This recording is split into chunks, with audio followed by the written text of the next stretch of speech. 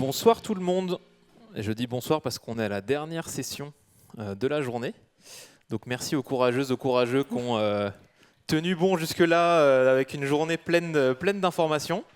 On va accueillir du coup Marie Berthélémé qui travaille chez Sercel. Sercel qui est une PME dans l'industrie de 70 ans déjà. Et du coup, elle va nous parler comment cette PME a su se transformer pour rester concurrentielle tout en gardant son ADN de PME. On peut l'applaudir bien fort. Bonsoir, donc, bienvenue à cette présentation qui s'appelle 70 ans d'histoire, quelques années de transformation. Donc, une entreprise française face aux enjeux de la data. Je m'appelle Marie Berthélémé et je suis data scientist chez Sercel. Donc, pour vous encourager à rester jusqu'à 18h et pour commencer par la fin, le résultat c'est que selon moi, 70% de l'investissement vient de l'humain et 30% du résultat vient de la technologie. Et donc, on a une équipe data de 8 personnes, et donc on a permis à Sercel de passer de fournisseur de matériel à fournisseur de matériel et de services data. Alors, pour commencer, qui est Sercel? Donc, à Sercel, notre métier, c'est de révéler ce que la Terre cache. Donc, on est le leader mondial des solutions sismiques de haute technologie, et ce qu'on produit, ce sont des sources et des capteurs pour faire comme l'échographie, mais pour le sous-sol. C'est-à-dire d'envoyer une onde dans le sol et, grâce à l'onde réfléchie, savoir ce qu'il y a dans le sous-sol, principalement pour la prospection pétrolière et gazière. Donc il y a 500 employés en France, 1500 dans le monde. Le siège est juste à côté de Nantes, à Carquefou. Nos équipements sont utilisés sur Terre, en mer, dans des environnements assez extrêmes, donc l'océan, le désert, la montagne, la forêt. Et comme je le disais, on a une force historique unique, puisqu'on a un savoir-faire industriel unique forgé depuis 1956. Donc on fête nos 70 ans cette année. Et donc pour être plus précise, Sercel historiquement fabrique du matériel pour envoyer une onde dans le sol et capter l'onde réfléchie. Donc sur ces deux images, ce que Sercel produit, c'est le camion qui envoie une onde dans le sol et les capteurs qui renvoient l'onde. Et pareil sur l'image maritime, où c'est donc l'équipement qui envoie une onde dans le sol et les capteurs qui récupèrent l'onde réfléchie. Ces équipements ils sont mis en œuvre dans ce qu'on appelle des missions sismiques. Donc c'est des grandes campagnes d'acquisition de données. C'est des campagnes où il y a des dizaines de milliers de capteurs et qui occupent des centaines de personnes pendant plusieurs mois. Donc c'est des choses assez monumentales. Et donc comment Sercel s'intègre dans cette industrie? Donc ce qui se passe, c'est qu'il y a un client qui commande une image du sous-sol. Il passe par un contracteur. Le contracteur, il organise la mission sismique, il pose les sources et les capteurs pour enregistrer les données. Et une fois que les données ont été enregistrées, il les confie à un interprétateur sismique qui récupère les données brutes et qui réalise l'image du sous-sol. Et donc Sercel vend le matériel au contracteur pour qu'il puisse faire l'acquisition. Donc il vend le matériel, donc les camions, les capteurs et les sources. On voit déjà apparaître le paradoxe Sercel, c'est qu'on produit des objets communicants de haute technologie, mais les données produites, elles ne nous appartiennent pas, puisque du coup, elles appartiennent à l'interprétateur sismique et au client, mais elles n'appartiennent pas à Sercel. Donc on ne peut que capitaliser sur les métadonnées, les données de batterie, données de maintenance, dans le virage de la data. Donc je parle déjà de prendre le virage de la data, mais alors pourquoi Sercel se tourne vers la data maintenant? Alors c'est face à trois déclencheurs qui convergent. Le premier, c'est la pression concurrentielle. Donc il y a un vrai besoin de différenciation forte par rapport à des concurrents, notamment à des concurrents low cost. Les attentes des clients, elles ont changé. Maintenant, les clients, ils attendent de pouvoir piloter leur matériel avec des outils d'aide à la décision, de pouvoir prendre des décisions data-driven, donc avec notamment des dashboards, des outils de maintenance prédictive. Et la troisième raison, c'est que Sercel se tourne vers de nouveaux marchés, notamment des marchés de surveillance d'infrastructures ferroviaires.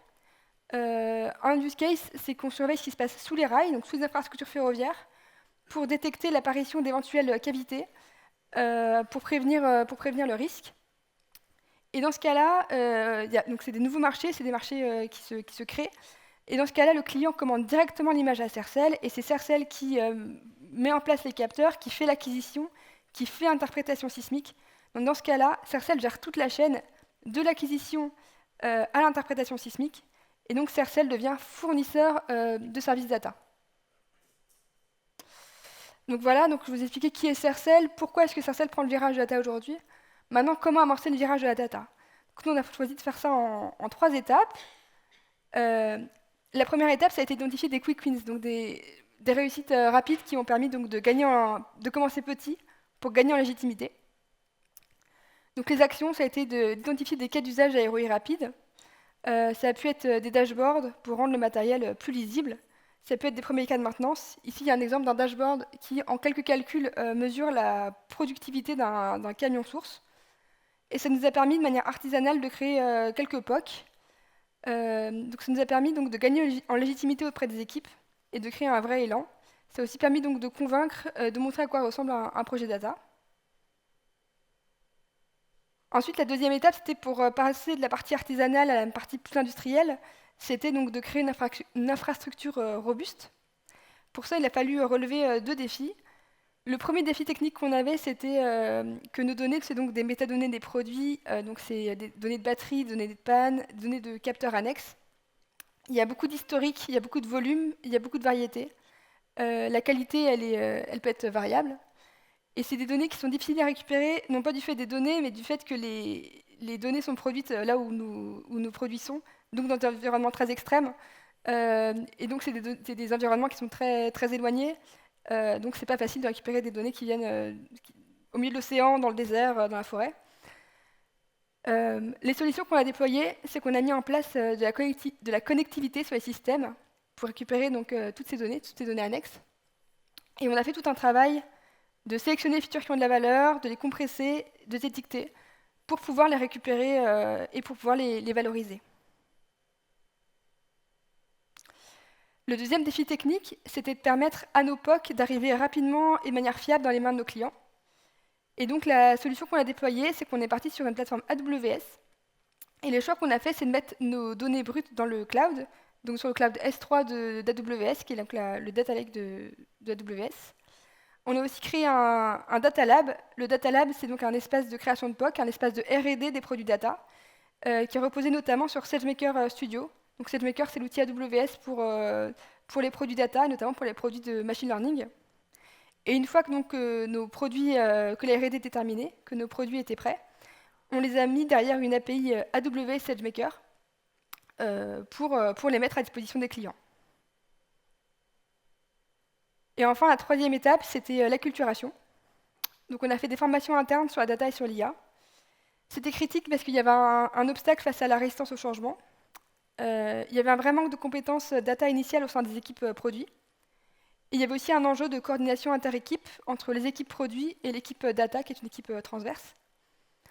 Les 2 enjeux majeurs, c'était d'expliquer comment l'équipe data travaille, donc les données qu'elle consomme, les livrables qu'elle produit. Donc, comme vu précédemment, l'idée c'est que l'équipe data consomme des données qui sont déjà sur S3, et donc livre une API SageMaker pour livrer des produits data. Et l'autre enjeu, c'était de mettre en place des rôles, des processus et des outils pour récolter des données fiables, complètes et en temps réel. Donc savoir qui a la responsabilité de la remontée de la donnée, qui a fait de la qualité, du cycle de vie de la donnée, donc de la durée de rétention, de la manière dont les données sont valorisées.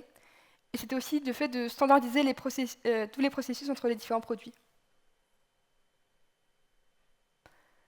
Donc là, on met déjà en place les 4 clés du succès de la data, qui sont donc un accès rapide et facile aux données en temps réel, une équipe acculturée, habituée au projet de service, des outils adaptés et efficaces, notamment les outils cloud, qui ont été un vrai accélérateur, et avoir un use case facile à identifier, donc savoir où on va. Tous ces leviers du succès ont été révélés dans d'un projet pilote. Donc ça, c'est la théorie, mais en pratique, qu'est-ce que ça donne? Donc un des projets pilotes, c'était Bridge Strike. C'est un projet de diversification, donc c'est un projet de monitoring des infrastructures ferroviaires. La diversification, ça a été un vrai laboratoire, puisque, comme dit, c'était un tout nouveau marché, donc il y avait beaucoup plus de liberté sur ce qui pouvait être fait. Et aussi, donc, comme Sercel gère toute la chaîne de données du début à la fin, on a beaucoup plus les mains libres pour pouvoir faire des projets de data. Et donc ici, le projet, c'est qu'on a des ponts bas ferroviaires qui sont équipés d'accéléromètres et de caméras. Et lorsque l'accéléromètre détecte un événement de haute amplitude, on souhaite savoir s'il s'agit d'un événement normal.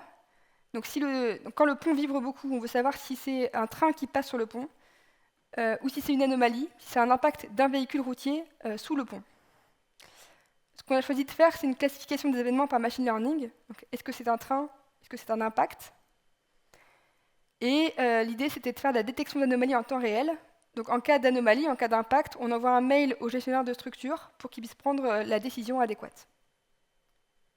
Voilà, 2 exemples d'événements. Donc en haut, on a le signal accélérométrique en 3 dimensions, x, y, z, avec le temps et l'amplitude. Et ici, on a la vidéo qui va avec. Donc ici, c'est un train. Et ici, c'est un impact.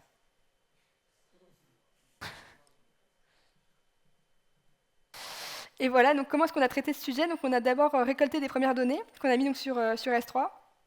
On s'est servi du Data Lab comme un espace d'entraînement du modèle de classification, donc un espace de R&D.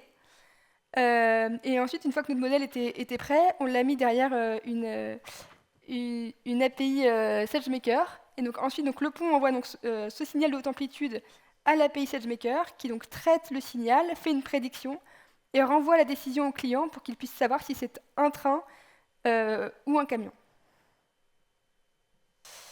Donc on a un premier produit data qui marche en diversification, mais on n'a pas notre objectif de base qui est donc d'enrichir nos produits data, nos produits matériels avec des services data, de les rendre lisibles. Donc comment est-ce qu'on peut réutiliser ce qui a marché jusqu'ici? Donc un exemple d'un projet data cœur de métier, c'est donc la maintenance prédictive d'un équipement industriel. Donc l'équipement industriel, c'est celui-ci.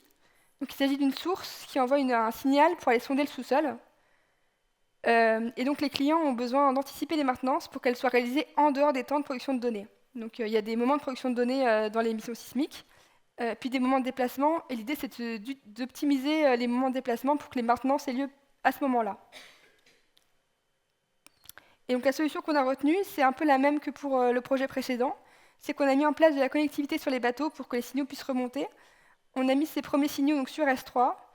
On s'est servi du Data Lab comme un espace de R&D pour mettre au point notre produit. Voilà. Et une fois que notre produit était prêt, on l'a mis derrière donc, une API AWS SageMaker, ce qui fait que grâce à la connectivité, maintenant donc, le signal va directement du bateau à l'API, qui traite le signal et qui renvoie au client un temps restant estimé avant la prochaine panne, ce qui lui permet donc d'optimiser ses maintenances. Et là, on retrouve du coup donc, les clés du succès. Donc, un accès rapide et facile aux données en temps réel, grâce à la connectivité mise en place sur les bateaux. Une équipe acculturée, habituée au projet de service, donc une équipe qu'on a formée et on s'est aussi adapté à leur méthode de travail. Des outils adaptés et efficaces, notamment les outils cloud côté un accélérateur. Et pour le use case, donc un échange approfondi avec les clients pour bien comprendre leurs besoins. Donc voilà, donc on ne va pas s'arrêter là puisqu'on va partir sur une roadmap innovation ambitieuse qui contient donc de l'IA embarquée, de l'IA générative, des jumeaux numériques, des détections d'anomalies, de la maintenance prédictive et encore beaucoup d'autres choses. 4 ans plus tard, quels sont les résultats? Nos projets ont énormément grandi. On a des outils qui sont bien mis en place pour continuer à travailler sur la data, donc notamment la plateforme AWS, le fait de travailler par API. On a une bonne acculturation interne. Nos données sont recherchables, ingérées, exploitables. Il y a aussi des rôles et des processus qui ont été mis en place pour faire en sorte qu'on sache exactement qui a quel rôle dans ce processus. Et comme dit, on a de l'ambition pour l'avenir. Les leçons qu'on retient, c'est qu'on a rencontré des difficultés. Notamment, le projet pilote était très très différent de ce que fait le reste de l'entreprise. Et ça a été compliqué, puisque donc, même si, comme je dis, les outils qui ont été utilisés ils pouvaient être réutilisés pour d'autres projets, c'était pas facile de gagner en visibilité sur ces sujets qui sont des sujets assez annexes. Et une autre difficulté, c'était de négliger l'acculturation, qui est peut-être arrivée un peu tard. Et les fondamentaux, c'est que à la base de tout, on a besoin d'une bonne donnée accessible. On a besoin de savoir où sont les données, qui s'en occupe, donc mettre en place des rôles clairs et aussi des processus clairs. On peut aussi donc commencer petit, itérer vite, et donc les outils cloud ont été un vrai accélérateur et un vrai facilitateur.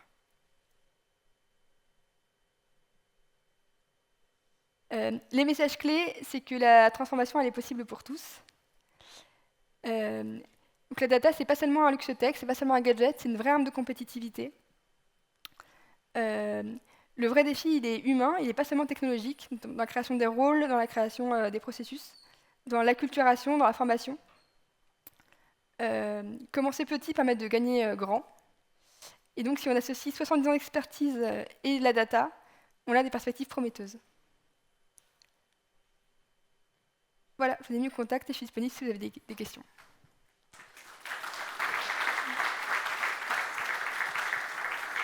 On a un peu le temps pour des questions, donc n'hésitez pas.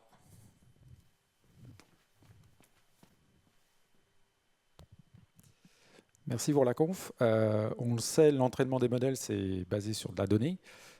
Quand je vois un camion qui se crache dans un pont, j'imagine que vous n'avez pas fait cracher 500 camions dans un pont. Donc autant mesurer un train sur un pont, ça passe, mais comment vous avez fait pour ces données-là, du coup?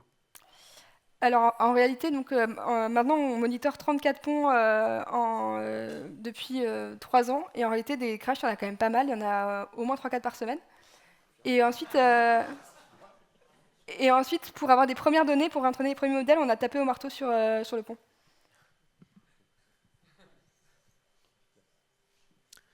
Est-ce qu'on a d'autres questions? Ah, on a fait de la data augmentation aussi sur les premiers crashs, pour avoir plus de données. Merci pour le talk. Petite question juste sur l'amélioration continue de vos modèles. Oui. Parce que j'imagine que quand ça fonctionne à un moment, peut-être qu'avec des données qui arrivent plus tard, c'est plus vraiment le cas. Comment vous faites finalement pour opérer ainsi? En fait, derrière la plateforme MLOps, derrière la plateforme AWS, il y a tout un système de MLOps pour monitorer ce qui se passe en production, monitorer combien il y a eu quelles sont les performances du modèle, s'il y a des data drifts, s'il y a des différences entre les données d'entraînement et données d'inférence. Et quand on voit trop de différences et trop d'écarts, on reprend des données plus neuves et on réentraîne pour avoir des meilleures performances. Et ensuite, ce qu'on fait, c'est qu'on met ce nouveau modèle, on le met en staging, donc on le met en shadow, pendant un moment pour vérifier qu'il a vraiment des meilleures performances que le modèle en cours, avant finalement de remplacer le modèle en production. Est-ce qu'on a une autre question?